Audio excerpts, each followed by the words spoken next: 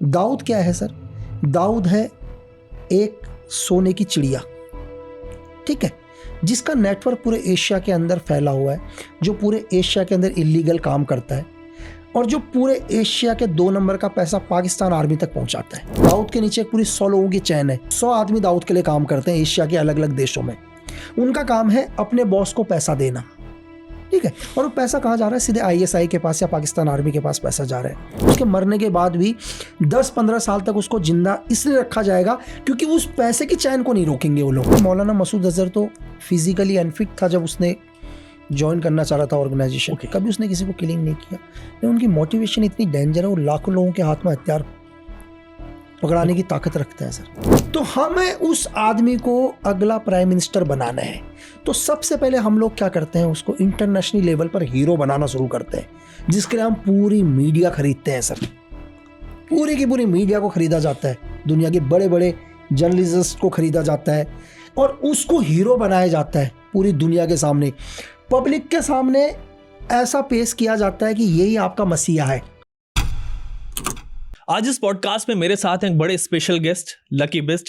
Lucky, welcome to Switch. कैसे हैं आप? थैंक यू सर, मैं बहुत बढ़िया हूँ। आप कैसे हैं? मैं बहुत बढ़िया। अभी आपसे पूछूंगा कि आपका जो पहला ऑपरेशन था एज एन एजेंट, तो उसके बारे में आप बताएं कि मतलब उस वक्त क्या फीलिंग आ रही थी जब आप जा रहे थे और फिर कैसे आपने उसको अंजाम दिया? सर देखो, जब एक्चुअली क्या है, जब पहली बार क्या होगा, ट्रेनिंग मतलब कोई भी इंस्टीट्यूट हो दुनिया के, चाहे वो हमारे इंस्टीट्यूट हो, ठीक है, मतलब गवर्नमेंट के इंस्टीट्यूट हो या जो भी बच्चों के इंस्टीट्यूट होते हैं, इंस्टीट्यूट के अंदर और प्रैक्टिकल में धरती आसमान का फर्क होता है।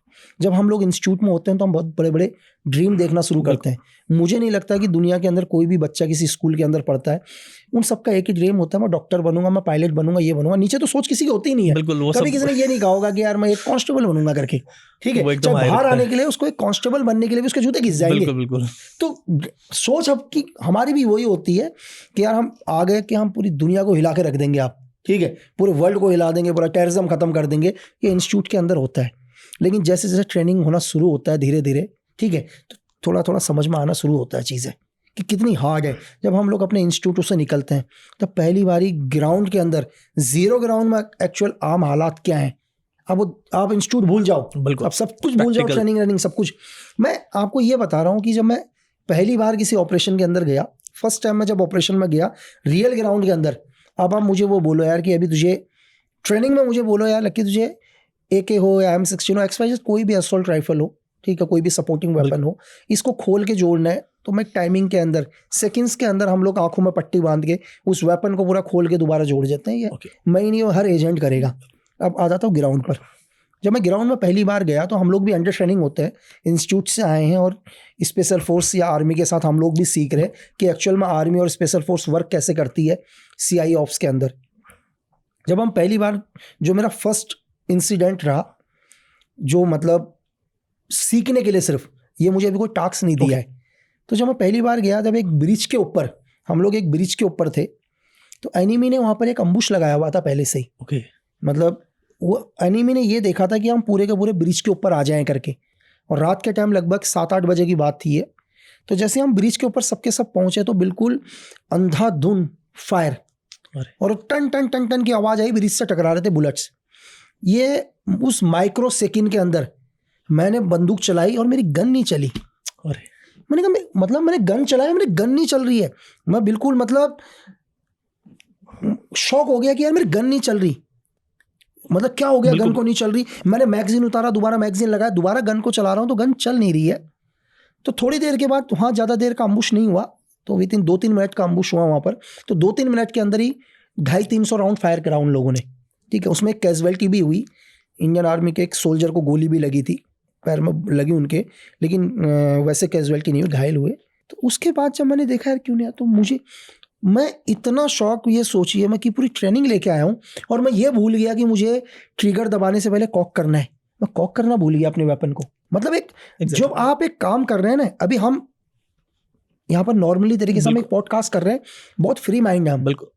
हमारे यहाँ पर एक धमाका होगा ना सर, हम सब कुछ भूल जाएंगे। आप यहाँ से एग्जिट भूल जाओगे, आपको निकलना कैसे है करके। ये मेरे साथ ही नहीं है, ये इंसान का फितरत है सर, मानव की, क्योंकि अभी हम बहुत नॉर्मल हैं। जो आपने कभी नहीं देखा देखो ट्रेनिंग में हमने बहुत चीजें करी है, Exactly, वो क्योंकि regular देख ट्रेनिंग रहे में हैं। हमको पता है यार कि मैं फायरिंग कर रहा हूँ, कोई दिक्कत नहीं है, मैं जिन पर फायरिंग कर रहा हूँ ये टारगेट है, मेरे ऊपर रिफ्लेक्ट नहीं होगी फायरिंग। एग्जैक्टली। लेकिन वहाँ पहली बार हमने तो फायरिंग करी नहीं, पूरी गोलियां हमारे ऊपर ही आ गई। तो इन मतलब ये धीरे धीरे चीजें होती हैं, ये स्टार्टिंग था कि फर्स्ट टाइम हमने नॉर्मल, हमने रियल लाइफ के अंदर देखा क्या होता है करके। मतलब उस इंसिडेंट से 1 वीक के अंदर ये लगा लो कि अंधेरे से डर लगने लग गया बाहर की तरफ जाते समय, कुछ भी हो सकता है करके। कैंप से निकले हुए हम लोग 2 किलोमीटर भी नहीं पहुंचे। तो ये एक्सपीरियंस मेरे साथ, मतलब मैं अपनी ट्रेनिंग कंप्लीट करके आया और विद इन 1.5 महीने के अंदर या 2 महीने के अंदर ही हो गया। मतलब लकी ये जैसे आप बता रहे हैं, मतलब एक एक मतलब मान लीजिए प्रेशर या जो भी कुछ रहा सिचुएशन, तो ये तो कितनी डेडली हो जाती होगी पूरे यूनिट के लिए। सर एक बच्चा है, आप देखो ना, चाहे आप सीक्रेट सर्विसेज बोलो या इंडियन आर्मी बोलो, एक 17 साल का बच्चा, बिल्कुल है ना। अगर आज भी आप देखो, शायद आई थिंक अभी तो शायद 17 से लेने लग गए, पहले तो एक टाइम 16 से लेते थे सर, क्योंकि जब तक आप कसम खाओगे तो आपकी एज 18 होनी चाहिए। आज के टाइम में मुझे लग रहा है कि यार 18 साल के लड़के को यहाँ दिल्ली में पता नहीं होगा उसको करना क्या है। बिल्कुल 20 साल के बाद तो सोचना शुरू करता मैंने अपनी लाइफ में करना क्या है। एग्जैक्टली। ठीक है, एक 18 साल का बच्चा ऑपरेशन करने जा रहा है, बिल्कुल, है ना। तो और जो जिन लोगों ने उसके खिलाफ अम्बुश लगाया हुआ है या जो उसके ऊपर अटैक करने वाले हैं, हेवीली ट्रेन्ड है सर, वो भी एक्सपीरियंस है बहुत पहले, एक्सपीरियंस है उनको पूरा का पूरा। तो आदमी क्या है, एक इंस्टीट्यूट आपको देखो, दुनिया का कोई भी इंस्टीट्यूट, अगर आप चलो इंस्टीट्यूट, मतलब कुछ लोग आर्मी को लैंग्वेज में नॉर्मली नहीं समझ पाते हैं, बहुत वर्ड्स का आर्मी के वर्ड्स और सिविल के बहुत होते हैं, तो मैं आपको वैसे बताता हूँ कि धरती का कोई भी टीचर किसी स्टूडेंट को ये नहीं बोल सकता कि मैं तुझे एक IAS बनाऊंगा करके, बच्चे के ऊपर ही है ना सर। आप दुनिया का कोई भी गुरु लेके आ जाओ, एक टीचर से हजारों बच्चे पढ़ते हैं ना, बिल्कुल, हजारों में से एक की सक्सेस होता है। सेम वही आप आर्मी के इंस्टीट्यूट लगा लीजिए या सीक्रेट सर्विसेज के इंस्टीट्यूट लगा लो आप, सेम हजारों सोल्जर्स वहाँ से ट्रेनिंग करते हैं, उनमें से एक ही बहुत कम लोग होते हैं जो सक्सेस होते हैं। तो सेम सिचुएशन वहाँ भी है सर। फाइन। लेकिन जैसे आपने बताया अभी ऐसी एक सिचुएशन आ जाती है, तो क्या कभी ऐसा भी होता है कि इंटेल फेल हो गया और बीच में फंस गए? बहुत बारी मैं आपको और चीज़ें, जैसे आपने बोला कि इंटेल फेल होना, चलो ये मैं आपको बताऊं कि हमने एक ही चीज़ सीखा है कि एक स्पाई के लिए, मतलब मेरे लिए, अगर मैं जैसे एज ए सीक्रेट सर्विस होने के नाते एक एजेंट या आप कुछ भी बोल लीजिए, मेरे लिए दुनिया की जो सबसे महंगी चीज़ है ना सर, सबसे कीमती चीज़ है मेरे लिए इन्फॉर्मेशन। इस दुनिया में इन्फॉर्मेशन से कीमती चीज़ इस धरती में आज मुझे बोल दे कोई और है सर, कुछ भी नहीं है। कोहिनूर का जो हीरा है ना, वो भी इन्फॉर्मेशन से महंगा नहीं है सर। कल सुबह 9 बजे 9:15 बजे जब कल मार्केट खुलेगा, इंडियन मार्केट जो भी खुलता है शेयर, अगर आपको पता हो कि कल मार्केट में क्या होने वाला, तो शायद आप बिलियनियर बन जाओ सर। ये इन्फॉर्मेशन ही है ना। तो इन्फॉर्मेशन से महंगी चीज कुछ भी नहीं है। नॉलेज इज पावर, ये एजेंसी के लिए सबसे सटीक वर्ड है सर। लेकिन और इन्फॉर्मेशन को पाना दुनिया में सबसे मुश्किल है। सबसे मुश्किल है कि आप किसी दुश्मन के इलाके में जाकर वहां का इंट लेके आ रहे हो, ये दुनिया में सबसे मुश्किल काम, दूसरी धरती पे। लेकिन इससे भी मुश्किल पता है क्या है? इससे भी मुश्किल काम है कि हम एक गलत इंफॉर्मेशन किसी स्पाई को दे दें, वो ज्यादा मुश्किल है। मतलब मैं एक एजेंट, मैं ऐसी इंफॉर्मेशन दूं अपने दुश्मन देश को जो मैं चाहता हूं, और मेरे दुश्मन देश को ये लग रहा हो या मेरे एनिमी को ये लग रहा हो कि वो इंफॉर्मेशन उसको मिल रही है, एक्चुअली उसको मिल नहीं रही है, मैं उस तक पहुंचा रहा हूं। मैं एक एग्जांपल बताता हूं फॉर कैसे, कि एक इंफॉर्मेशन आई कि कुछ एक मिलिटेंट के हैं, इंसर्जेंट के हैं, लोगों से टैक्स कलेक्शन कर रहे हैं। ओके, ये हमारे साइफर जो होता है एक सिग्नल का होता है, जैसे हम लोग सिग्नल अपने डेट पर बात करते हैं, तो इनको इन्फॉर्मेशन मिली कहीं से कि कुछ एक मिलिटेंट आ रखे हैं, जबरदस्ती टैक्स कलेक्शन कर रहे हैं। अब एक अच्छी चीज़ थी यार, इस टाइम मतलब मौका था मिलिटेंट को ख़त्म करना। तो देन हम लोग वहाँ से निकले, सेम चीज़ें, हम भी अटैच थे आर्मी के साथ ही निकले। और निकलने के बाद एक्चुअली क्या हुआ कि कुछ एक चीज़ें मार्केट में ऐसे हुई जहाँ पर हमें शक हुआ कि यार ये चीज़ें नहीं होनी चाहिए थी करके। ओके, मतलब जहाँ मार्केट में आप गए, जैसे हम निकले, सेम हमारे को पहुंचना था, लेकिन वहाँ का सिचुएशन देखकर हमें लगा यार कि यार ये कुछ ऐसा नहीं है करके, क्योंकि डेली मार्केट अगर 8 बजे बंद हो रही है, उस दिन 4 बजे ही मार्केट बंद है। ना दीपावली है, ना दशहरा है, ना क्रिसमस है, ऐसा क्यों? मतलब रूटीन चेंज हुआ है। रूटीन जो चेंज नहीं होना चाहिए, रूटीन चेंज होने पर हमें सिर्फ डाउट हुआ, ऐसा नहीं कि 100%। हमें लगा यार कि ठीक नहीं है करके, तो हम लोगों ने उस ऑपरेशन को नहीं करने गए। हमने कहा चलो छोड़ो यार। हमने अपने सीनियर्स को रिपोर्ट दी कि सर कुछ ठीक नहीं लग रहा है करके। बोले कोई बात नहीं, विड्रॉल कर लो करके। हम विड्रॉल हुए तो हमारे को बाद में पता चला कि उन सब लोगों ने हमारे लिए ही अम्बुश लगाया हुआ था। वो इन्फॉर्मेशन उन्होंने जानबूझ के पहुंचाई थी हम तक कि हम जाएं उनके खिलाफ ऑपरेशन करने और हम में से कोई वापस ना आए। ओके। बस उन्होंने एक ही गलती कर दी थी कि जो वहाँ के लोकल्स लोग थे, उन लोकल लोगों को पता था कि देखो लोकल्स बिना मिलिटेंसी, बिना लोकल्स के सपोर्ट के नहीं होती है। आप दुनिया का कहीं का भी आतंकवाद उठाकर देख लो, चाहे आप JNK का उठाकर देख लो, चाहे आप नॉर्थ ईस्ट उठाकर देख लो, ठीक है, चाहे आप माओवाद उठा के देख लो, इनमें कहीं ना कहीं लोकल्स का सपोर्ट होता ही होता है। बिल्कुल। तो मिलिटेंट कोशिश करता है कि वो लोकल्स के खिलाफ ना जाए, क्योंकि अगर लोकल भी उनके खिलाफ हो जाएंगे तो उनको सर्वाइव करना बहुत मुश्किल हो जाएगा। तो लोकल्स को पता था कि कुछ ना कुछ होने वाला है, तो लोकल को पता है कि यार फायरिंग होगी, चीजें होगी, उनको भी लग सकता है, फिर बाद में आर्मी का एक्शन होगा। तो लोकल्स ने उस दिन दुकानें बंद कर दी, तो उसका नुकसान मिलिटेंट्स को उठाना पड़ा कि वो अनसक्सेसफुल और इसमें ये भी है कि आपकी ट्रेनिंग थी तो आपने पढ़ लिया वो चीज। मतलब हम लोगों का एक ही चीज है, देखो कि हम लोग कभी भी क्या होता है कि अगर मैं एक एजेंट है, मैं कभी भी अपने रूटीन को, मतलब अगर मुझे कहीं कुछ करना है लाइफ में, हम ज़्यादा डिटेल में इसलिए नहीं जाएंगे कि मैं नहीं चाहूँगा कि ज़्यादा लोग डिटेल में जाने कुछ एंटी एलिमेंट्स वगैरह। बिल्कुल बिल्कुल। अगर मुझे कल आप कुछ करने के लिए बोलो, मैं अपना रूटीन कभी नहीं चेंज करूँगा सर। फॉर एग्जाम्पल के लिए कि अगर मैं किसी कंट्री में हूँ, अभी मैं कहीं रह रहा हूँ, किसी ID के अंदर अगर मुझे 1 साल 2 साल वहाँ निकालने हैं, तो अगर मैं रात को डेली 10 बजे सोता हूँ, मैं 10 बजे ही सोऊंगा सर। जिस दिन मुझे मेरे एनिमी को ख़त्म करना होगा या कोई बड़ी प्लानिंग करनी होगी, मैं अपने रूटीन को चेंज नहीं करूंगा। अगर मैं डेली अपने दोस्तों से रात के 12-1 बजे तक बात करता हूं, मैं आज भी करूंगा, चाहे मुझे अपने टारगेट को 11 बजे ख़त्म करना है, लेकिन मैं ऐसा क्या करूं कि मैं 11 बजे भी बात कर रहा हूँ। मैं क्या कहना चाह रहा हूँ, समझ रहे हैं? मैं बिल्कुल बिल्कुल, है ना, कि मेरा रूटीन चेंज नहीं होना चाहिए। मेरा फ़ोन अगर डेली आपको 11 बजे, मेरा काम है डेली कि यार मैं घर जाता हूँ और मैं आपको फ़ोन करता हूँ और हम 5-1 मिनट बात करते हैं, लेकिन जिस टाइम हम डेली 5-1 मिनट बात करते हैं, उस दिन क्या है कि हम लोग, मुझे कहीं और जाना है और मुझे अपने टारगेट को ख़त्म करना है, लेकिन मुझे पता है कि मैं शक पर आऊँगा वहाँ पर, बिल्कुल ठीक है, और आज ही मेरा रूटीन चेंज हुआ है, तो मैं ऐसा क्या करूंगा कि मैं अपने टारगेट को भी बर्बाद करूंगा और 11 बजे भी आपसे बात करूंगा। एक ही टाइम एक ही जगह पर मैं 2 चीजें कैसे करूंगा, और वो मैं 2 चीजें करूंगा एक ही जगह पर, वो तरीका कैसे होगा? सेम बिल्कुल। अगर वो वहाँ की एजेंसी या वहाँ की जो लोकल पुलिस है या कोई भी XYZ अगर मेरे रूटीन को चेक करेगी ना सर, मेरा रूटीन उन्हें सेम मिलेगा।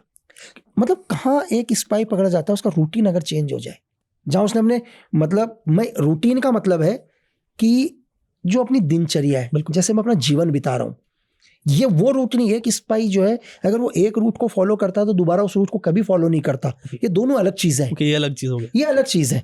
ये अलग चीज क्या है कि मतलब वो तो मेरा रूटीन हो गया डेली, लेकिन कहने का मतलब क्या है कि एक टारगेट को मतलब एक टारगेट को अगर सपोज करो कि आज मैंने एक टारगेट का पीछा करना शुरू किया आपके ये जी के ऑफिस से लेकर बाहर, मतलब कहीं 1-8 किलोमीटर तक, तो मैं कल आपको यहाँ फॉलो नहीं करूंगा सर। ओके, इसको मैं छोड़ दूंगा, मैं आपकी अगली जगह से आपको फॉलो करूंगा। मैं एक चीज को दोबारा नहीं दोहराऊंगा।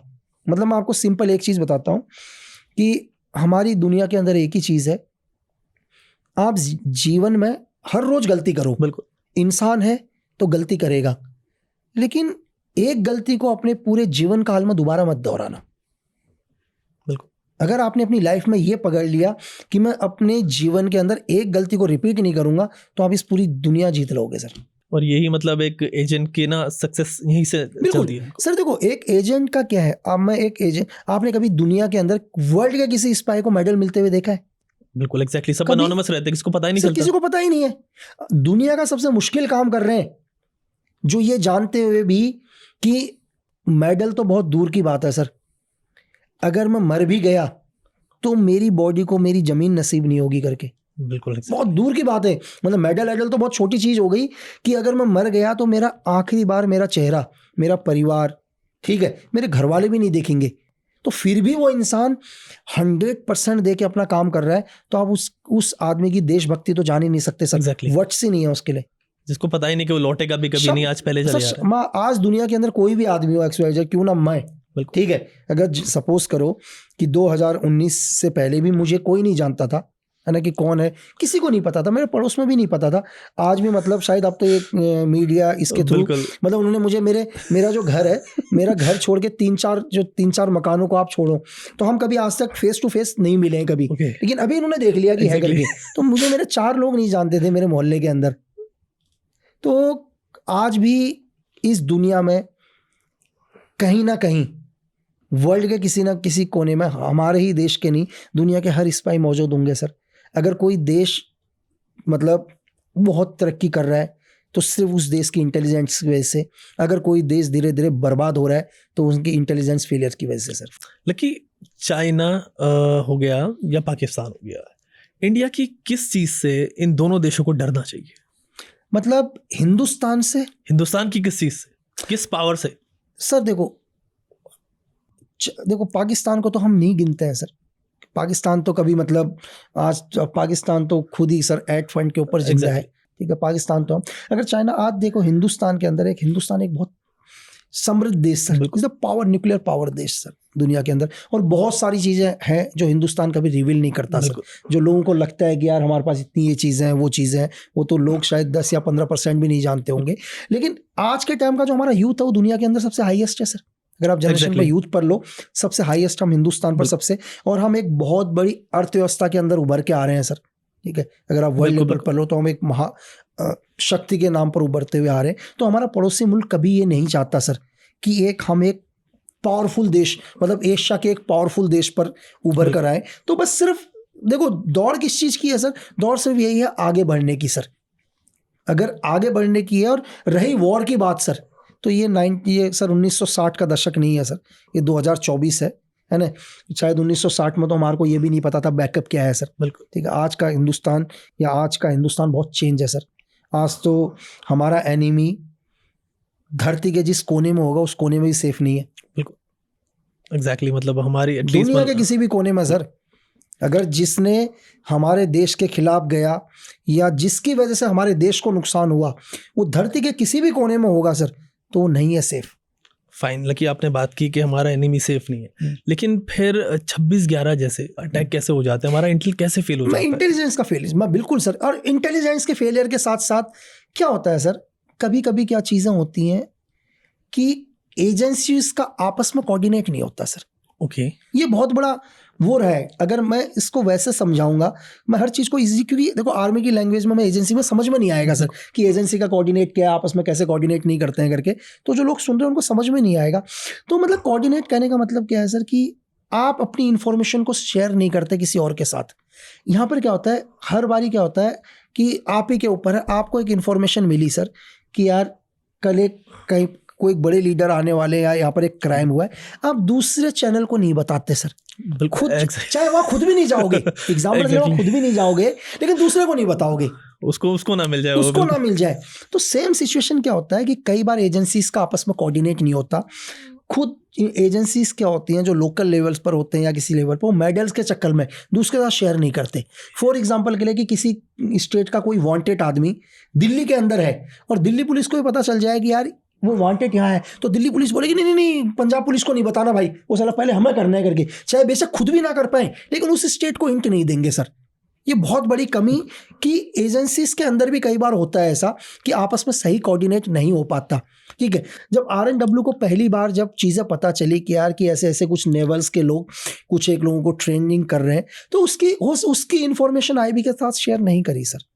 एक बहुत बड़ा इनपुट रहा है ये चीज़ कि अगर हो सकता है कि सपोज करो RNW ये इन्फॉर्मेशन IB के साथ शेयर कर देता कि कुछ एक लोग हैं जिनको पाकिस्तान की नेवी ट्रेन कर रही है, तो IB भी अलर्ट हो जाती सर। बिल्कुल सेकंड चीज़ पर IB अलर्ट होती कि चलो वो लोग उस टाइम तो पाकिस्तान में ट्रेनिंग, देखो ट्रेनिंग तो कोई भी करा सकता है ना सर, आप उनकी ट्रेनिंग कराने में तो रोक नहीं लगा सकते। लेकिन कल हमें हिंदुस्तान के अंदर सपोज करो कि उन्हीं लोगों को ट्रेनिंग देना शुरू करते हैं, तो जो भी एजेंसीज होंगे अपने अपने देश को कर देंगे भाई इंडियन आर्मी कुछ एक लोगों को ट्रेन कर रही है, तो वो इनपुट शेयर ना करना IB के साथ। पहली चीज, अगर IB को इंफॉर्मेशन मिल जाती तो IB हर स्टेट की लोकल इंटेलिजेंस के साथ ये इंफॉर्मेशन शेयर कर सकती थी। जब ये इंफॉर्मेशन शेयर करती तो महाराष्ट्र में जब पहली बार लोकल्स ने बोला कि उन्होंने कुछ एक लोगों को बोट से नीचे उतरते हुए देखा, क्योंकि महाराष्ट्र की इंटेलिजेंस उनके पास पहले से इन्फॉर्मेशन होती ना सर। बिल्कुल, क्योंकि जब अगर आपको मैं बोलूं कि यार एक बहुत सारे लोग हैं जो इस टाइप के दिखते हैं, वो दिल्ली आ सकते हैं करके, आपके जहन में एक चीज़ होगी, आप हल्की सी भी चीज़ को लोगे। तो उस लेवल पर जब महाराष्ट्र पुलिस को कुछ लोकल्स ने बोला, उसको सीरियस नहीं लिया उन लोगों ने। तो गलती कहाँ से हुई सर? गलती वहाँ से शुरू हुई जिसका खामियाजा पूरे हिंदुस्तान को भरना पड़ा सर। तो उसके बाद हिंदुस्तान ने डिसाइड किया और बहुत चीज़ें चेंज हुई सर। तो हम लोग कहते हैं कि हम अपनी गलतियों से सीखते हैं। तो मैं यही कहूँगा कि यार भविष्य में कभी ऐसी गलती से ना सीखे हम। बिल्कुल। लेकिन जैसे कि ये 26/11 हुआ, हमने कसाब को पकड़ा भी, तो कसाब जैसे जो टेररिस्ट होते हैं उनको कैसे रखा जाता है? सर देखो, एक टेररिस्ट है, जब तक इंफॉर्मेशन चाहिए तो इंफॉर्मेशन चाहने तक तो हमारे को उसकी सेफ्टी करनी ही पड़ेगी सर, किसी भी कीमत में उसको बहुत सिक्योर रखा जाएगा। क्योंकि सिक्योर इसलिए रखा जाएगा, अगर आप किसी को पकड़ते हैं तो मिलिटेंट, अगर देखो एक बड़ा लीडर है, अगर आप मौलाना मसूद अजहर के बारे में सुनो, कितने अटेम्प्ट करे उसको छुड़ाने के लिए, लास्ट में IC 814 हाईजैक करके लेकर गए और लेकर चले गए ना सर। तो एक मिलिटेंट जिसको भी हम लोग पकड़ के रखते हैं तो उसका लोग बहुत बारी क्वेश्चंस करते हैं कि यार तुम इसके ऊपर इतना खर्चा कर रहे हो, तुम इसके ऊपर इतना खर्चा कर रहे हो। अरे किसी गवर्नमेंट को मजा थोड़ा ना आ रहा है सर। बिल्कुल। कसाब किसी का रिश्तेदार थोड़ी ना है यार। बिल्कुल, है ना, कि तुम इसके ऊपर इतना खर्चा कर रहे हो। आप लोग क्या चाहते हो कि उसको यार एक लोकल सेल में डाल दें और 4 लोग आके उसको मार के चले जाएं, या जो हमारे को इन्फॉर्मेशन चाहिए वो भी ना मिले। तो ये मजबूरी है गवर्नमेंट की, ताकि हम उसको दुनिया के लेवल पर दिखा सकें, उससे इन्फॉर्मेशन ले सकें और पूरे दुनिया को बता सकें कि पाकिस्तान अपने देश में क्या कर रहा है करके। तो उस चीज़ के लिए सिक्योरिटी दी जाती है सर। उसको एक स्पेशल सेल में रखा जाता है। कभी कभी ऐसे मिलिटेंट के लिए हम लोग, मैं डिटेल में नहीं बताऊंगा कि हम लोग किस तरह के चीज़ें करते हैं, कौन सा वे हम लोग बनाते हैं। तो खर्चा होता है गवर्नमेंट का। लेकिन मैं अभी भी ये कहूँगा कि गवर्नमेंट को सर कोई शौक नहीं है कि उन लोगों के लिए इतना खर्चा करना। वो तो हमारे सबसे बड़े दुश्मन है। गवर्नमेंट तो चाहती है कि जिस दिन मिले उसी दिन हम उसे शूट कर दें सर। लेकिन मैंने आपको क्या बोला अभी स्टार्टिंग में, फिर दोबारा पॉइंट पर आ गए, इन्फॉर्मेशन चाहिए सर, ताकि उससे हम इन्फॉर्मेशन निकाल सकें और आने वाले टाइम में और भी बड़ी घटनाओं को रोका जा सके। ठीक है, लेकिन लोगों को क्या है सर, धरना प्रदर्शन की खर्चा कर दिया, ये कर दिया, वो कर दिया, बिरयानी खिला रहे हैं सर। और ये जो बोलने वाले हैं सर, जो भी ये लोग बोल रहे हैं कि बिरयानी खिला रहे हैं, तो मैं तो ये भी बोलूंगा, इन सब लोगों को फंडिंग करती है दूसरी एजेंसीज, इनको पैसे मिलते हैं बोलने के भी। बिल्कुल, ठीक है, ये चीज होती है और तभी देश के अगेंस्ट ये चीजें कर रही होती है, गवर्नमेंट के अगेंस्ट जाते हैं अपनी। देखो मैंने आपको बोला कि दुनिया का, मैंने आपको बताया कि किसी भी एजेंसी का टारगेट है किसी देश की सरकार को गिरा देना, उस देश को बर्बाद करना। आपको क्या लगता है कि हमारे हिंदुस्तान के अंदर रहकर क्या उनका एजेंसीज यहाँ इंटरफेयर नहीं कर रही होंगी? बिल्कुल, कितनी कर रही होंगी एजेंसी, यहाँ भी होंगी ना सर। जो लोग धरने में बैठ रहे हैं, जो बोलते हैं ये बिल नहीं होना चाहिए, वो बिल नहीं होना चाहिए, ये नहीं होना चाहिए करके, ठीक है सर, बहुत सारी गर्मी में बैठे हुए हैं, भूख हड़ताल। अरे ये लोग तो सर बिना मतलब के दिन का पानी ना छोड़े, बिल्कुल 1 मिनट का भी, कहीं से कुछ ना कुछ चीजें तो मिलके इनके पास आती अपने फायदे के लिए, कुछ ना कुछ अपने निजी फायदे के लिए, इनका माइंड से खेला जा रहा है। बिल्कुल। लेकिन अभी आपने कहा सरकारें भी गिरा देते हैं देश की दूसरे कंट्री। हमने एक एग्जांपल बांग्लादेश का देखा। पाकिस्तान में इमरान खान निकल गए। इमरान खान का ये कहना था कि उनकी देश की जो सरकार है वो US गिरा, उन्हें खुला कहा कि लेटर में आया था, ये सब बिल्कुल बिल्कुल बिल्कुल। तो ये किस तरीके से चीजें होती है, गवर्नमेंट किस तरीके से गिरती है? और दूसरी चीज ये भी बताएं कि आर्मी वहां की कैसे कंट्रोल करती है उनके देश को। ये दो चीजें। किसी भी देश की गवर्नमेंट को जब एक एजेंसी को टारगेट दिया जाता है गवर्नमेंट को गिराने का, पहले कोई एजेंसी क्यों गिराएगी सर गवर्नमेंट को? हाँ, ये भी बात है। पहला क्वेश्चन तो यहां से आता है ना यार, क्या पड़ी है किसी को कि इस देश की गवर्नमेंट को गिराया जाए करके? तो सबसे पहले दिमाग में पहली बार क्लिक कब आता है कि किसी देश की गवर्नमेंट को गिराने का? पहला क्या है कि सपोज करो कि जिस देश की गवर्नमेंट को हम गिरा रहे हैं, पहले तो क्या वो डायरेक्ट आपका दुश्मन तो नहीं है? पहले अगर डायरेक्ट दुश्मन है तो सब तो चीजें खत्म हो गई फिर तो। ठीक है कि अब दुश्मन है तो यार ये तो दुश्मन है तो इसको तो गिराना ही पड़ेगा। ठीक है, वो भी कैसे? क्योंकि जो आपका जो दुश्मन है, या वो आपका दुश्मन नहीं भी और आपके दुश्मन देश को सपोर्ट करता है, तो भी इनडायरेक्ट तरीके से उसका दुश्मन है। अब हम देखते हैं कि सरकार को क्यों गिराना है। पहले तो मैंने आपको बताया क्यों गिराना है। जो वहां की जो गवर्नमेंट है, वो गवर्नमेंट आपके फेवर में नहीं है। मैं कैसे, मैं जो टी शर्ट पहन के आया हूँ, ये टी शर्ट मैं बनाता हूँ एग्जाम्पल के लिए, लेकिन पाकिस्तान का जो प्राइम मिनिस्टर है वो बोलता है कि लक्की बिस्ट की टी शर्ट पाकिस्तान में नहीं बिकेगी भाई। अरे सर, मैंने अरबों रुपए लगा दिए एग्जाम्पल के लिए, अब इन टी शर्टों का करूं क्या? बिल्कुल ठीक है, अब मुझे तो टी शर्ट बेचनी है ना सर, तो लेकिन इमरान खान मेरी टी शर्ट नहीं बेचने दे रहा। अब मैं चाहूंगा इस इमरान खान को हटाना है पहले कैसे भी करके, सेकंड फिर हम एक लीडर, जो हमारे को पता होता है कि एक लीडर है, हम हमारी एजेंसी, आप हमारे पहली बार अब यहाँ से एजेंसी का काम शुरू होता है सर। अब एजेंसी को बोला जाता है इमरान खान की सरकार को गिराओ। अब एजेंसी यहाँ से जाती है, पहले देखते हैं कि इमरान खान की सरकार को कैसे गिराएं। गिराने के लिए दूसरा कोई ना कोई तो चेहरा होगा जिसे सपोर्ट करेंगे। बिल्कुल ठीक है, अब वो उनके सपोर्ट में है या नहीं है। हम एक चेहरे के पास जाते हैं, उस चेहरे को बोलते हैं कि अगला प्राइम मिनिस्टर तू बनेगा करके, मेरी टी शर्टें बिकेंगी, बिल्कुल बिकेंगी करके।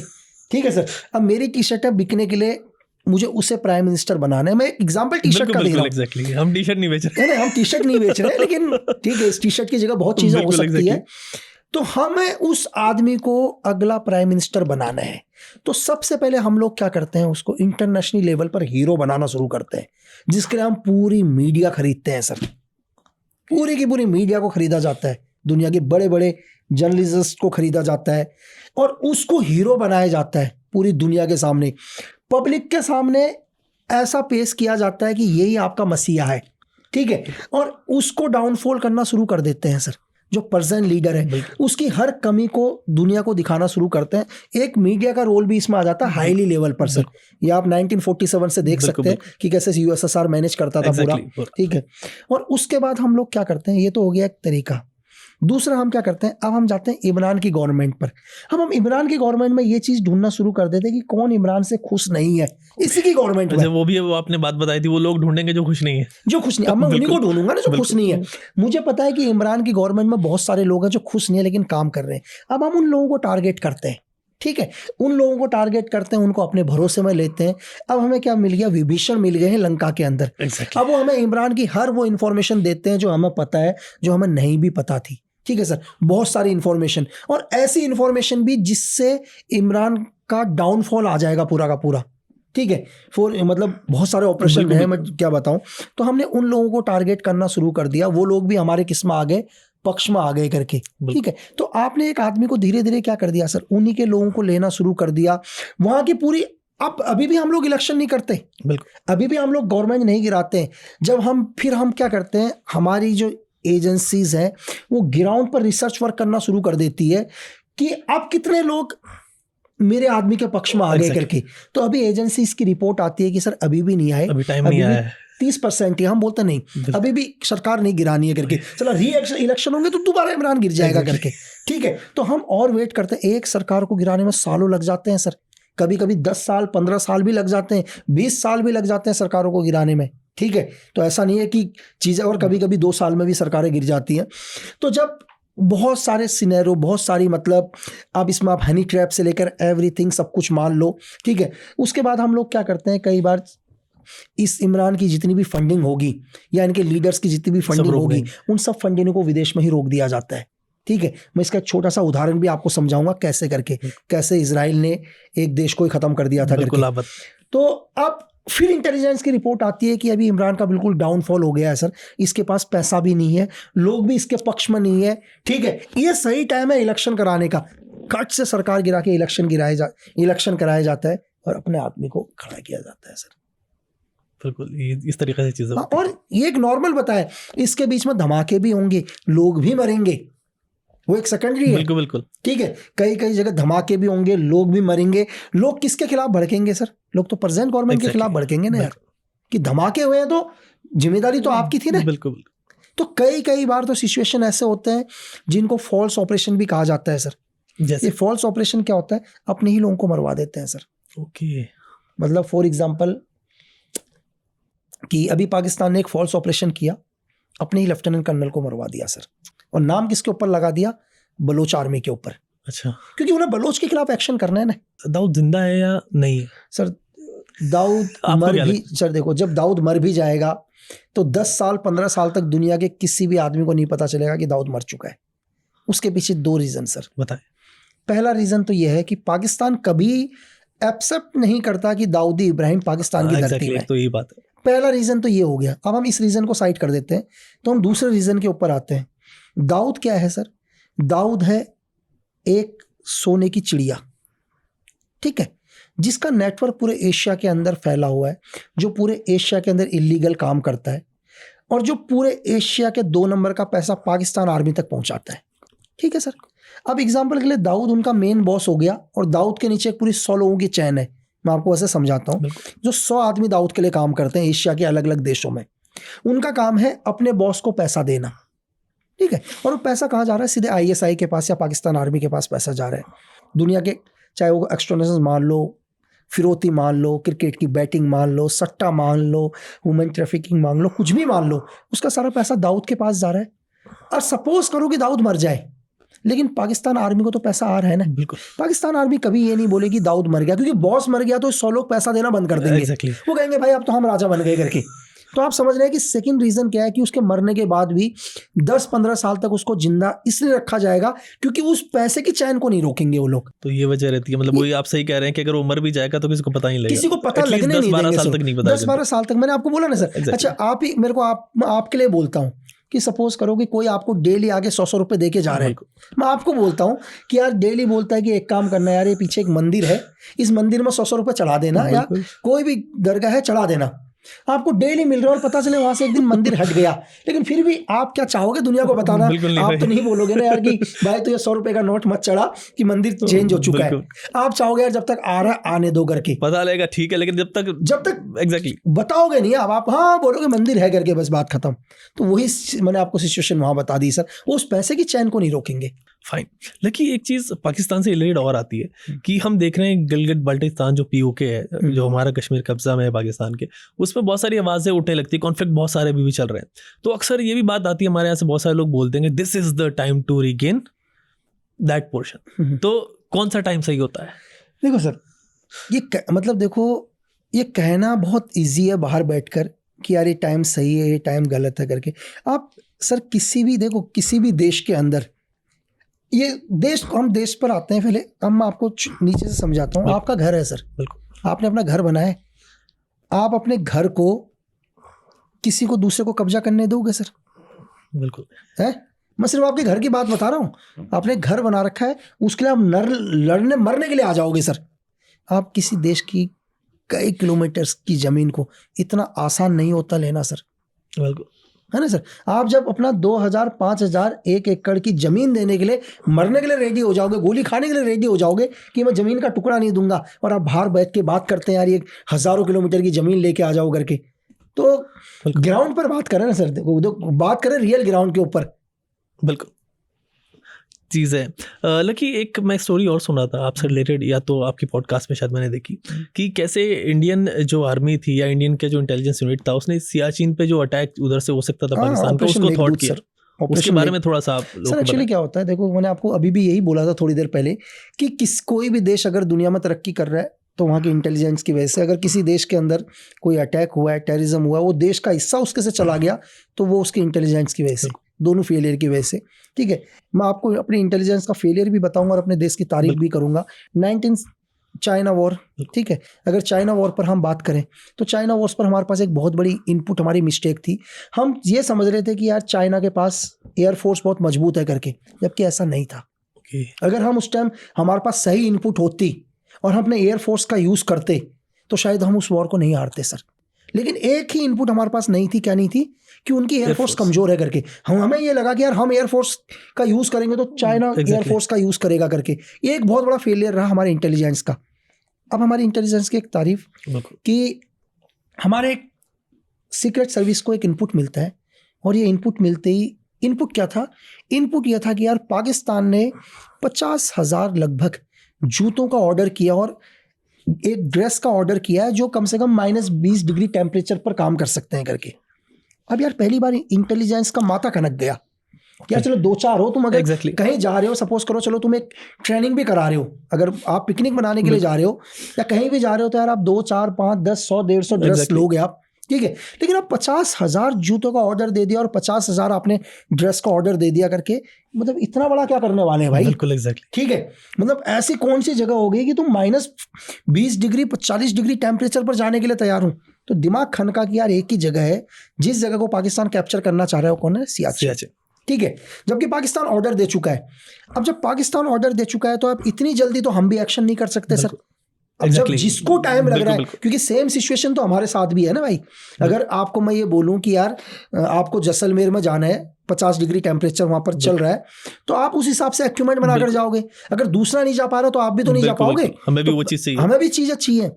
तो पहली बार हमारी इंटेलिजेंस के लिए एक बहुत बड़ा टास्क था सर ये। हमारी इंटेलिजेंस के लिए क्या टास्क था कि कैसे भी करके डिले करवाओ। अब देखो, आप पाकिस्तान आर्मी को तो नहीं रोक सकते ना सर, क्योंकि वो किसी और देश का मामला है, आप उनकी आर्मी को चाहकर भी नहीं रोक सकते। लेकिन आप एक ही चीज में डिले पैदा कर सकते हो कि वो सामान उन तक ना पहुंचे जिस सामान के बिना वो जा नहीं सकते। एग्जैक्टली, है ना? तो अब पहली बार हमारी एजेंसी ने क्या किया, उन लोगों के साथ दोस्ती करना शुरू किया जिस कंपनी ने सारी की सारी डील ली थी, ठीक है सर। उनके साथ धीरे धीरे दोस्ती हुई, उनको फंड से मदद करना शुरू किया, जो भी उनको ज़रूरत थी वो सब देना शुरू किया। बस डिले किस चीज़ में करवाया? उनको सामान दिलवाने में। जब तक उन्हें सामान नहीं मिला, हमने अपना सामान लेके हम एयरलिफ्ट होके हमने पूरा ग्लेशियर कैप्चर कर लिया, और आज भी सियाचिन हमारे पास ही है सर। बस एक इंटेलिजेंट की इनपुट मिली और उस इनपुट से आज भी हमारे पास है। तो आप समझ सकते हैं कि एक इंटेलिजेंस का क्या वैल्यू होती है, क्या मकसद होता है सर, मतलब कितनी इंपॉर्टेंट चीज़ है। बिल्कुल। हमने सियाचिन की बात की अभी, लकी सियाचिन से थोड़ा सा इधर आएंगे चाइना की तरफ। चाइना मतलब एक अलग तरीके की मतलब चीज़ें हमारे साथ करता है एलएसी वगैरह पे। नॉर्थ ईस्ट में बहुत अलग तरीके से टेररिज्म को फंडिंग करता है, तो किस तरीके से वो करता है? आपने सब चीज़ें अपनी आंखों से नॉर्थ ईस्ट में देखी हैं, वो थोड़ा सा आप मुझे बताएं। सर देखो, नॉर्थ ईस्ट क्या है, बहुत, आप टीवी चैनल उठा के देख लो सर, आज भी आप कंटिन्यू 1 महीने के टीवी चैनल को फॉलो करो, मैं नहीं मानता कि 1 महीने के अंदर आप 3 घंटे की भी न्यूज़ नॉर्थ ईस्ट की दिखाओगे। बिल्कुल नहीं होती। मैं डेली देखता हूँ, आप डेली पता नहीं क्या क्या न्यूज़ चैनल्स में दिखाते हैं, लेकिन नॉर्थ ईस्ट की न्यूज़ क्यों नहीं सर? मतलब आप समझ सकते हैं कि नॉर्थ ईस्ट की न्यूज़ क्यों नहीं आ रही इस देश के अंदर। सबसे पहले क्या है कि नॉर्थ ईस्ट के अंदर सबसे पहले चाइना ने उनके दिमाग के अंदर एक चीज़ डाल दिया है। ये मैं आम लोगों की बात नहीं कर रहा हूँ सर, मतलब उनके लीडर्स को दबा के फंडिंग, ठीक है, दबा के फंडिंग की तुम लोगों के अंदर ये भावना भर दो कि हमें हिंदुस्तान से अलग रहना है। और उसमें 100% लोग वो नहीं होंगे। दिखने क्या, चाइनीज़ भी लुक वाइज में अगर आप नॉर्थ ईस्ट जाओ तो आपको जो उनका स्ट्रक्चर मिलेगा वो मिल टू चाइना या म्यांमार से बहुत मिलेगा, उसी टेरेन का है, उसी टेरेन का है। तो वहाँ पर बहुत सारे लोग क्या हो गए, चाइना और म्यांमार से आके बस गए उन्हीं के बीच में। और जो आम लोगों को क्या लगता है कि हमारे लोग हैं करके। अब देखो आप, हमारा एक मोहल्ला है और हमारे मोहल्ले के अंदर भी 8-10 लोग आ जाएंगे, बोलेंगे मैं भी यहीं रहता हूँ, और बोलेंगे यार भाई ये आदमी ठीक नहीं है करके। आपको लगेगा मेरा मोहल्ले का आदमी भी तो कह रहा है, मैं भी इसके साथ खड़ा हूँगा। लेकिन बेचारे आम लोगों को नहीं पता है हमारे नहीं है करके। भाई ये किसी देश की किसी एजेंसी का बहुत बड़ा प्लान है कि उसने अपने लोग तुम्हारे में डाल दिए, और वो लोग कह रहे हैं कि हमें हिंदुस्तान से अलग होना है तभी हम तरक्की कर पाएंगे करके, ठीक है। और उन लोगों को थोड़ा पैसों से मदद, फंडिंग करना शुरू कर दिया, दबा के वेपन देना शुरू कर दिया, और यहाँ पर पहली बार इंसर्जेंट बना दिए सर। एक इंसर्जेंट खड़े कर दिए, 36 इंसर्जेंट। मैं नॉर्थ ईस्ट की बात बताऊं सर आपको, ABCD, आप कोई भी वर्ड बोलो एक ग्रुप होगा, हर वर्ड पर एक ग्रुप होता है वहां पर, और उनके पास वेपन, मैं आपको क्या बोला हूँ, लेटेस्ट वेपन। और उनके लीडर्स को देखो ना आप, कोई बैंकॉक बैठा हुआ है, कोई कहाँ बैठा हुआ है, अरबों की फंडिंग। तो पूरा ये क्यों? ताकि मतलब हम तरक्की ना कर पाए। हमारा पूरा फोकस, अगर आपको किसी को बर्बाद करना हो ना सर, आपको मैं और बताता हूँ, देखो, और दूसरे तरीके से, किसी का घर है, आप दुनिया की हर चीज झेल लोगे सर, आप अपने घर का कलेश नहीं झेल पाओगे, ठीक है। आप पूरी दुनिया से लड़ लोगे लेकिन अपने घर के कलेश से नहीं लड़ पाओगे। ना तो घर वालों को आप मार सकते हो, कुछ नहीं कर सकते। मेरी बात समझे? तो सेम चीज वही देश के ऊपर लाते हैं सर। वो हमारे देश के नागरिक हैं सर, क्या करें हम लोग, हमारे ही लोग हैं। जैसे मैंने आपको बताया कि आप अपने घर के कलेश से परेशान हो, अपने लोगों को मार नहीं सकते, सेम सिचुएशन यहाँ पर पैदा हो जाती है सर। हम उन लोगों को कोशिश कर रहे हैं बताने की, और धीरे धीरे, ऐसा नहीं है कि लोग नहीं समझ रहे हैं, पहले धीरे धीरे लोगों को समझ में आ रहा है करके। आज की जनरेशन चेंज है और वो धीरे धीरे समझ रही है, लेकिन ऐसा नहीं है कि एक ही दिन में सब कुछ पॉसिबल हो जाएगा, क्योंकि जिस टेररिज्म को, जिस इंसर्जेंट को फैलने में सालों लग गए, तो उसे ख़त्म करने में थोड़ा तो वक्त लगेगा सर। लेकिन चाइना पे बात करते हैं। चाइना अब डिफरेंट टेक्निक यूज़ कर रहा है आजकल। मैं देख रहा था, मतलब आप जैसे कि चीज़ें जानते होंगे, US में इनकी बहुत सारी कंपनियां बैन कर दी। हुआवे इनका जो 5G पूरा स्ट्रक्चर फैला रहा था उसको हटा दिया। हमारे यहाँ भी वो 5G लेना चाह रहा था कि उसको डेटा वेटा सारी चीज़ें मिलता रहे। तो और प्लस हर चीज़, चाहे उनकी ऐप्स हो, चाइनीज़ ऐप्स इतनी सारी हमारी कंट्री ने बैन की क्योंकि वो देश का डेटा बाहर ले जा रहे थे। तो डेटा के जरिए पूरा ऐसा सिनेरियो बनाना चाह रहा है चाइना कि पूरी मतलब आगे दुनिया को कंट्रोल कर सके, इंडिया के अंदर चीज़ें कंट्रोल कर सके, क्योंकि डेटा तो नया तेल है। मतलब क्या क्या कि डेटा इज़ द पावर। दोबारा सर, दुनिया की सबसे महंगी चीज़ मैंने आपको बोला, इन्फॉर्मेशन। बिल्कुल, दुनिया की सबसे महंगी चीज़ है ना। आप क्या कर रहे हो, आपका रूटीन क्या है, मतलब आपका रूटीन सामने वाले को पता चलना चाहिए कि आप कितने बजे उठते हो, क्या खाते हो, कहाँ रुकते हो। वो आपके हाथ पर एक डिवाइस है ना सर, इस डिवाइस से किसी थर्ड पर्सन को आपके बारे में सब पता चलता है कि आप कौन सा ब्रांड पहनना पसंद करते हैं, ठीक है, कौन सी गाड़ी को आप पसंद करते हैं, कौन सा आप फूड खाना पसंद करते हैं, आप कौन सी गवर्नमेंट को चाहते हैं, यहाँ तक कि आप किस गवर्नमेंट को लाइक करते हैं, ये आपके डाटा से पता चल जाएगा। तो सामने वाले को ये पता होता है कि इस देश के अंदर कितने लोग हमसे प्यार कर रहे हैं, कितने हमसे नफरत कर रहे हैं। तो मैंने आपको बोला ना, सिर्फ इन्फॉर्मेशन का ही तो गेम है सर। एग्जैक्टली। अगर मैं आपको एक चीज बताता हूँ, छोटे से उदाहरण, मैंने डेटा कह दिया, वो आप उसको इन्फॉर्मेशन, वही सेम चीज है। बिल्कुल, मैं आपको इन्फॉर्मेशन की एक बात बताता हूँ। ये 2 कॉलोनी है और मैं एक लीडर हूँ, और 2 कॉलोनी के अंदर मैं दोनों कॉलोनी के ऊपर सर्वेलेंस करना शुरू करता हूँ, और मुझे एक समझ में आ जाता है, एक मोहल्ला सारा मुझे पसंद करता है, ये सारा मोहल्ला मुझे पसंद करता है, और दूसरा मोहल्ला मुझे पसंद नहीं करता। ये मुझे इन्फॉर्मेशन मिल चुकी है आपके एक डिवाइस से या कहीं से भी। अब मेरा कल वोट है, इलेक्शन है, मैं चाहूँगा आप वोट देने आओ, और मैं वो चाहूँगा वोट देने ना पहुँचे। मैं उसके लिए कुछ भी करूँगा, लेकिन वो वोट देने नहीं आ पाएंगे सर। बिल्कुल। तो गेम पूरा, मैं आपसे, गेम पूरा क्या है सर? गेम पूरा इन्फॉर्मेशन का ही है। आप ही हैं या भाई हैं या XYZ कोई भी है, आप बोलते हैं सर, आपको क्या लगता है कि पुतिन पावरफुल आदमी है या नहीं है? बिल्कुल है। आपको लगता है कि ट्रम्प पावरफुल है? आप पर्सनल ट्रम्प से मिले? बिल्कुल नहीं मिले। ना आप पर्सनल पुतिन से मिले होंगे। आपको क्या लगता है कि दाऊद इब्राहिम गलत आदमी है? बिल्कुल। किसी ने तो आपको बोला है ना सर। पर्सनल तो नहीं मिले आप सर। बिल्कुल। आप कैसे डिसाइड कर सकते हैं सर कि इन्फॉर्मेशन के बेस, मतलब पर्सनल तो नहीं मिले ना सर। नहीं। कोई ना कोई तो है जिसने आप तक पहुंचाया है, वो आप तक कितना सही पहुंचाना चाह रहा है सर, ये उसके ऊपर डिसाइड करता है। बिल्कुल। कितनी इंफॉर्मेशन देनी जरूर है, लेकिन कितनी देनी है वो बहुत इंपॉर्टेंट है। मेरे पास एक इंफॉर्मेशन है, और मैं वो इंफॉर्मेशन आज आपके मैं पॉडकास्ट में आया हूँ, और मुझे ये पता है कि मुझे कितना बोलना है सर। इंफॉर्मेशन दूंगा, लेकिन कितना बोलना है वो मुझे पहले से पता है। एग्जैक्टली, मतलब कहाँ तक उसकी लिमिट रखनी है, कहाँ तक वो मैं नहीं बता सकता। लिमिट रखनी है। तो सेम यही गेम इंफॉर्मेशन का गेम है सर, कि कितना दुनिया को बताना है और कब दुनिया को बताना है। चलो आज हम बोलते हैं, मेरे पास एक इंफॉर्मेशन आई कि यार, एक इंफॉर्मेशन की एक आदमी ने कुछ एक हत्याएं करी या कुछ एक नुकसान किया, और मुझे लगता है कि यार कि नहीं, आज इस इंफॉर्मेशन को नहीं बताऊंगा।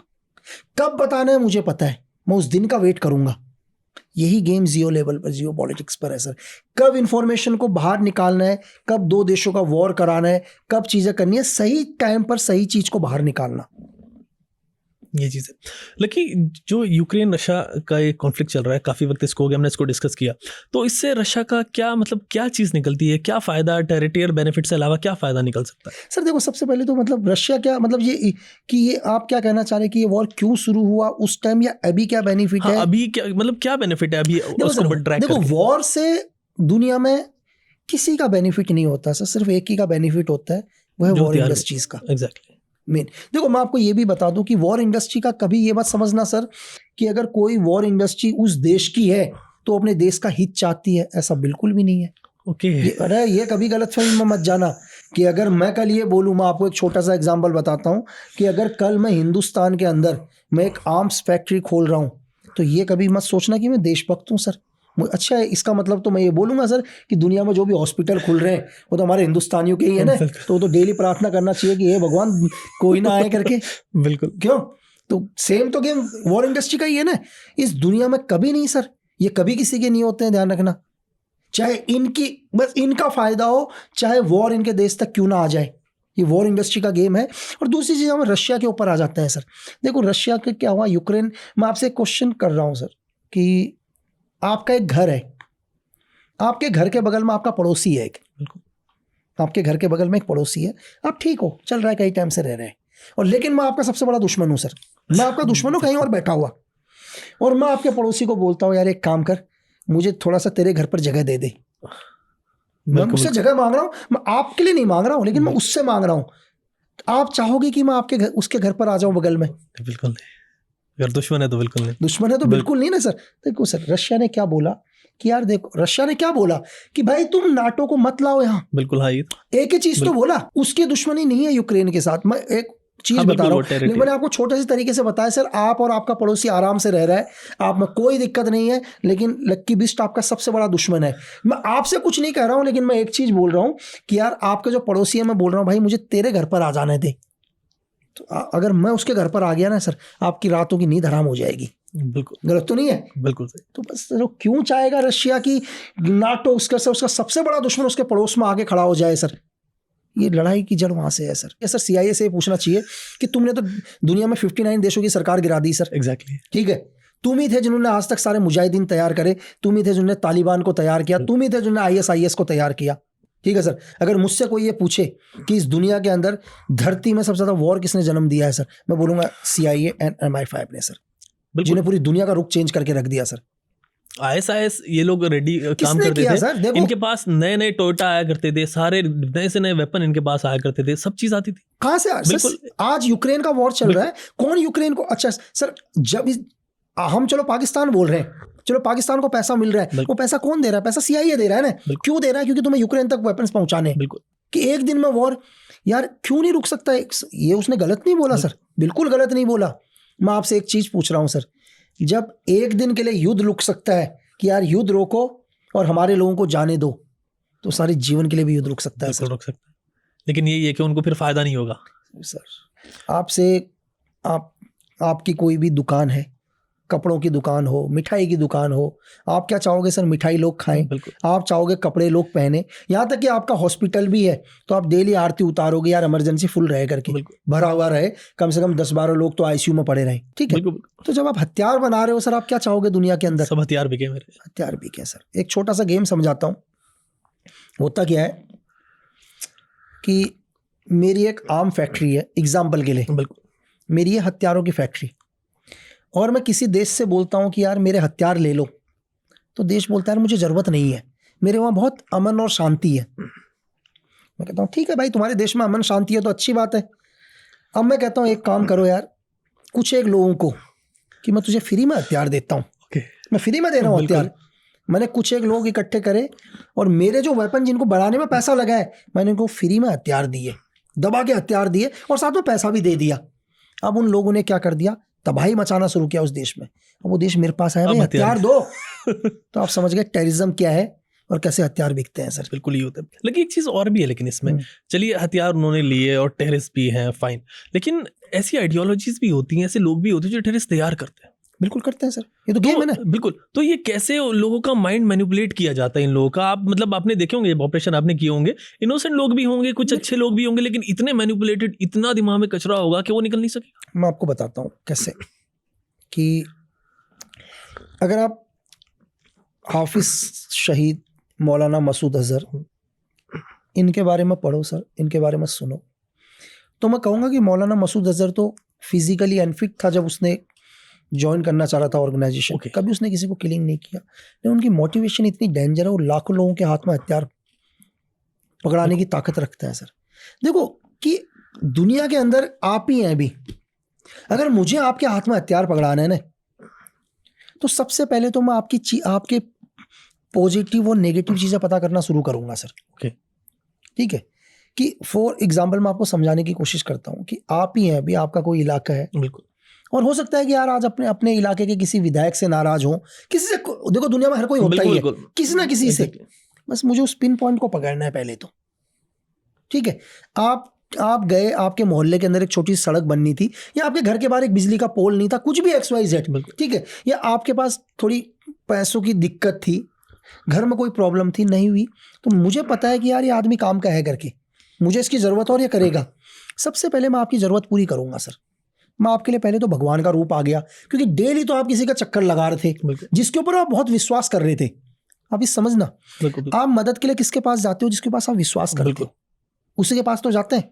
फॉर एग्जाम्पल के लिए कि एक आदमी जैसे किसी को लगा यार कि उसके घर में चोरी हो गई करके, मतलब एक आदमी के घर में चोरी हो गई और वो पैसा उसने क्या कर रखा था, अपनी बेटी के दहेज के लिए, बेटे के पढ़ाई के लिए, किसी के लिए भी रखा हुआ था, एक गरीब आदमी के। अब वो लड़का गया और थाने में जाके रिपोर्ट करने लग गया, सर मेरे घर पर मैंने अपनी बहन की शादी के लिए 2 लाख रुपए रखे थे, वो किसने चुरा लिए। ठीक है, चलो ठीक है, पुलिस वाले बोलते हैं यार कल आना। वो कल आता है, परसों आता है, वो बेचारे के वो तो 2 लाख रुपए तो मिल नहीं रहे सर। वो डेली का आ भी रहा है, परेशान भी हो रहा है मेंटली, आप समझ रहे, क्योंकि उसकी जीवन भर की कमाई वही थी। अब लेकिन मेरा जैसा एक आदमी आता है और जिसको पता चलता है मुझे ज़रूरत है लोगों की, मुझे पता है कि 10 दिन बाद इसके घर में इसकी बहन की शादी है, शादी टूट जाएगी सर। वो अभी वो मदद मांगने किससे गया है सर? Exactly police. वो पुलिस से गया है। उसके लिए पुलिस, देखो मदद मांगने आदमी उससे जाता है इसके बाद विश्वास हो। उसके लिए पुलिस भगवान थी उस टाइम कि ये मेरी मदद कर देगा करके। तो धीरे धीरे उसका पैसा नहीं मिल रहा है तो उसके अंदर नफरत किसके लिए हुई? पुलिस के लिए। और लेकिन मेरा जैसा आदमी आया और बोला बेटा एक काम कर, तो सबसे पहले अपनी बेटी की शादी कर बेटा। ओके। तो अपनी बेटी की शादी कर यार, अपनी बहन की शादी कर। वो उसके लिए सर मैं दुनिया का भगवान हूँ उस टाइम। बिल्कुल ऐसे में हेल्प किया उसने। ऐसे में मैंने, लेकिन मैं उसके लिए क्या हूँ? एग्जैक्टली। मेरे से बड़ा मगर मैं उसको ये बोलूंगा तो अपनी गर्दन दे दे, वो गर्दन दे देगा सर। मेरी बात समझे? मैंने उसको क्या दिया? पैसा दिया, उसके लिए मैं भगवान। अब मुझे उसकी गर्दन नहीं चाहिए सर। एग्जैक्टली। अब मैं पहली बार यहाँ से नफरत की बीज बोना शुरू करूंगा, ठीक है? वो यकीन करने एकदम करने लगेगा। मैं क्या बोलूंगा कि भाई एक एग्जाम्पल के लिए, यहाँ से पहली बार क्या होता है कि भाई इस सरकार ने तुम्हारी नहीं सुनी। बिल्कुल। ठीक है, क्या ये सरकार, ये देश इनकी जागीर है? बिल्कुल है ना? इस देश में तुम्हारा भी बेटा उतना ही अधिकार है जितना उसका है। बिल्कुल। आज जो ये बड़ी बड़ी गाड़ियों में घूम रहे हैं, जो लाल बत्ती की गाड़ियों में घूम रहे हैं, ये बड़े बड़ी गाड़ियों में स्टार लगा के चल रहे हैं, ये देश भी तुम्हारा उतना ही है करके। सर ये एक मैं तरीका बता रहा हूँ ताकि हम ज़्यादा डिटेल में नहीं जाएंगे इसमें कि हम कैसे ब्रेन वॉश होता है आदमी का। अब आप समझ गए तो कैसे सुसाइड बॉम्बर तैयार होते हैं सर, कैसे नफरत की आग पैदा होती है, कैसे लोग अपने शरीर में एक्सप्लोजिव लगा के आ जाते हैं। ये तो तरीका इंस्टीट्यूट होते हैं इसके। कल आप मुझे ही बोलो, अगर आप टेररिज्म बोलो तो टेररिज्म है क्या सर? मैं हर एक को बोलता हूँ कि टेररिज्म क्या है। टेररिज्म भी एक बिजनेस ही है। बिल्कुल। लेकिन कभी ऐसा हुआ कि मतलब जैसे अभी मैं पूछ रहा था उसको एक्सटेंड करूंगा कि कोई ऐसा बंदा मिला हो जो टेररिस्ट है और वो फिर बाद में सरेंडर उसने किया हो कि यार और ये सब चीज, तो वो कोई एक एक्सपीरियंस शेयर करें? बहुत सारे, मतलब मैं आपको ये भी बोलूँ कि बहुत सारे, अगर आप नॉर्थ इंडिया के नॉर्थ ईस्ट में चले जाओ या JNK की STF में चले जाओ, आप वहाँ के SOG में चले जाओ, बहुत सारे मिलिटेंट है जो आज देश के लिए काम कर रहे हैं सर। बिल्कुल काम कर रहे हैं गवर्नमेंट के साथ। अब नॉर्थ ईस्ट में चले जाओ, सच्चा इंडियन आर्मी हो, इंडियन आर्मी के साथ मिलकर काम करते हैं। आप वहाँ की एक मणिपुर की एक बहुत अच्छी पुलिस फोर्स है। अगर आप मुझसे पूछो कि हिंदुस्तान की मुझे एक सबसे डेंजर पुलिस फोर्स कहाँ से, किसकी लगी सबसे डेंजर, तो मैं बोलूँगा मुझे मणिपुर कमांडो से डेंजर इंडिया में कुछ नहीं लगता सर। उनसे खतरनाक मेरी नज़र में कोई भी नहीं है, इतने डेंजर हैं वो लोग। कैसे लगी? मतलब मणिपुर का जो एक मिलिटेंट, जो एक इंसर्जेंट है, वो जितना आर्मी से नहीं डरता उससे ज्यादा काम जाता है मणिपुर कमांडो से सर। क्योंकि मणिपुर कमांडो में 99% टेररिस्ट हैं, सलेंडर है सारे के सारे। ओके। तो लोग काम करते हैं। मतलब जब एक इंसान के समझ में आ जाता है उनका गलत यूज हो रहा है करके, बिल्कुल गलत यूज हो रहा है, उन्होंने वेपन, देखो सर एक लाइन का ही तो फर्क है। Exactly. एक लाइन का ही फर्क है कि देखो वेपन तो मैंने भी उठाया ना सर, वही काम इधर हो रहा है, वो इधर हो रहा है, लेकिन मैंने वेपन अपने देश के हित में उठा रखा है, उन्होंने देश के खिलाफ उठा रखा है। सिर्फ सोच का फर्क है, सोच बदलनी। जिस दिन सोच बदल जाएगी आप सही रास्ते पर आ जाओगे। आप एक इजराइल के किसी देश के एग्जांपल बता रहे थे। एक्चुअली क्या हुआ कि इजराइल को एक देश के बहुत बड़े बिजनेस टाइकॉन को खत्म करना था। तो इजराइल को पता था कि ये जो बिजनेस टाइकॉन है ये पूरे एक मिलिटेंसी ग्रुप को सपोर्ट करता है। तो सबसे पहले इन्होंने क्या किया सर, इन्होंने दुनिया में बहुत सारी अपनी कंपनीज खोली। इजराइल ने बहुत सारी कंपनीज खोलने के बाद उस बिजनेस टाइकॉन से मिले और उसको बोले कि हम भी आपके साथ बिजनेस करना चाहते हैं करके, ठीक है, हम आपको आप हमारी कंपनी के साथ इन्वेस्ट करो और हमारी कंपनी के साथ आपको इतना बेनिफिट होगा। तो उस बिजनेस टाइकॉन ने क्या किया, उन कंपनियों के बारे में पता किया। तो रियल में ऐसा 2-3 दिन की तो बात थी नहीं, इजराइल ने पहले ही पूरे एस्टेब्लिश कर रखे थे अपनी कंपनी। तो उस बिजनेस टाइकॉन को लगा कि यार कंपनी पावरफुल है, इनके साथ मुझे बिजनेस करके बहुत फ़ायदा होगा। और उस बिजनेस टाइकॉन ने उन कंपनियों में पैसा इन्वेस्ट किया और इन्वेस्ट करने के साथ इजराइल ने उसे दबा के प्रॉफिट दिया, बहुत प्रॉफिट दिया। वो बहुत खुश हुआ, उसको एक अच्छा प्रॉफिट मिला करके। फिर उसने क्या किया, और दबा के पैसा फंड लगाया बहुत। फिर सेकेंड टाइम भी इजराइल ने उससे इतना प्रॉफिट दिया उतना सोच नहीं सकता था। तीसरी बारी उसने अपना 90% पैसा लगा दिया और इजराइल गायब हो गया सर। बिजनेस टाइकून खत्म हो गया, खत्म कर दिया उसे सर। पूरा प्लान चलता है खत्म, तो बहुत लंबा प्लान चलता है, आप सोच भी नहीं सकते हैं सर। आप सोच भी, आदत डालो, पहले आप आदत डालो। एक कहावत है ना कि अगर किसी को बोलते हैं, एक क्वेश्चन और बहुत सारे लोगों का, कि यार कोई भी देश किसी मिलिटेंसी ग्रुप के साथ क्यों सीज फायर करता है। हाँ एग्जैक्टली, ये भी सवाल आता है। एक सवाल कि यार भाई सीज फायर कर दिया, तुम आतंकवादी को, तुम गोली नहीं चला रहे हो, तुम आतंकवादियों को पैसा भी दे रहे हो। तो ये भी एजेंसीज के ऊपर हम लेके आते हैं सर। एजेंसी का काम क्या होता है, अभी आप हैं, आप लोग क्या कर रहे हैं, मिलिटेंसी फैला रहे हैं, इंसर्जेंट फैला रहे हैं करके हम आपके पास आते हैं, हम बोलते हैं सर बैठ के बात करते हैं ना, आप बोलते हो नहीं, हम बोलते हैं बैठ के, आपकी मांग हम मांग रहे हैं ना, तो आप बोलते हो कि भाई ठीक है, तो मैं बोलता हूँ सर कि हम आपके ऊपर फायर नहीं करेंगे, आप भी हमारे ऊपर फायर मत करो, आपको जगह चाहिए ना, हम आपको जगह देते हैं, हमने आपको एक जगह दी, आप सिक्योर, हम बोलते हैं कि सर हम आपके कैंप के नज़दीक भी नहीं आएंगे, आपको जो करना है करो, लेकिन कुछ एक शर्तें हमारी भी मान लो, उसके लिए हम आपकी इतनी शर्तें मान रहे हैं, हमने आपको कैंप दे दिया रहने के लिए, आप रहो, जो आपने करना है करो, हम आपके नज़दीक नहीं आएंगे, लेकिन कुछ एक चीज़ें हमारी भी मान लो। तो आप बोलते हो, आप बोलोगे क्या, मैं बोलूँगा सर आप एक काम करिए, अब आप रिक्रूटमेंट बंद कर दो, बिल्कुल नहीं रिक्रूटमेंट कम कर दो, तो आप बोल, और हम बोलेंगे सर और टैक्स कलेक्शन करना बंद कर दो लोगों से, तो आप बोलोगे टैक्स से तो हमारा धंधा चलता है, हम बोले हम पैसा देंगे ना सर, पैसा हम दे रहे हैं आपको, तो उनको लगता है यार कि ये पैसा दे रहे हैं, मैं बोलता सर आपके जितने लोग हैं आप लोग बताओ ना, आपकी फौज के अंदर या आपके जो भी आप जिसको आप अपनी आर्मी बोलते हैं, आप इंसर्जेंट ग्रुप है, चलो आप भी अपने आप को अपनी आर्मी बोलते हैं ना, आपके सपोज करो 1000 लोग हैं, हम बोलते हैं सर 1000 लोगों को हम दे रहे हैं ना तनख्वाह, 1000 रुपए के हिसाब से दे रहे हैं, लेकिन उसके लिए है कि हम लेकिन आप एक आदमी नहीं बढ़ाओगे आगे, तो बोलते हो ठीक है, अब आप भी बिल्कुल यार कि हम आगे नहीं बढ़ाएंगे करके, तो आप भी उस शर्त को मान लेते हो, ये दुनिया की एजेंसीज करती हैं, तो उनकी ग्रोथ रुक जाती है, ग्रोथ। अब क्या हो गया, हम आपको पैसा दे रहे हैं सर, ग्रोथ से भी बहुत बड़ी चीज, ओके, आप डेली आदत डाल रहे हैं बैठ के खिलाने की, आप किसी इंसान को कहते हैं ना कि एक बाप अपने बेटे को हमेशा गाली देता है, या एक पत्नी अपने पति को गाली देती है, साले तो कुछ नहीं करता, वो कुछ नहीं कर, क्योंकि उसको आदत हो गई है घर में खाने की सर, अब वो चाहकर भी कल अगर उसको लड़ाई करनी होगी तो रूटीन टूट चुका है, वो पहले जंगलों में रहता था, ठीक है, वो डेली चलता था 20-20, 25-25 किलोमीटर, ठीक है, ऑपरेशन करने की उसकी आदत थी, अब वो कई सालों से बैठ के खा रहा है सर, तोड़ दिया, तो बहुत लंबी, हम ज्यादा डिटेल पर नहीं जाएंगे, एग्जैक्टली हम सरफेस पे बता रहे हैं, लेकिन वो बता रहे हैं जो उसकी वजह क्या होती है, एग्जैक्टली। लगी अपने लास्ट क्वेश्चंस की तरफ बढ़ते हैं।